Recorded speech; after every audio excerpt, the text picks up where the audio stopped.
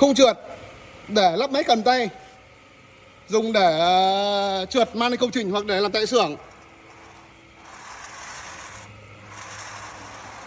Đấy, mang lên công trình các bác tháo rời ra đến công trình lắp. Qua trong quá trình vận chuyển đèo xe mang đến công trình không bị vướng, tiện lợi, độ chính xác cao, bền. Nói chung là cái này nó toàn bằng sắt thôi, sắt inox thôi, thêm độ bền thì không phải nghĩ rồi.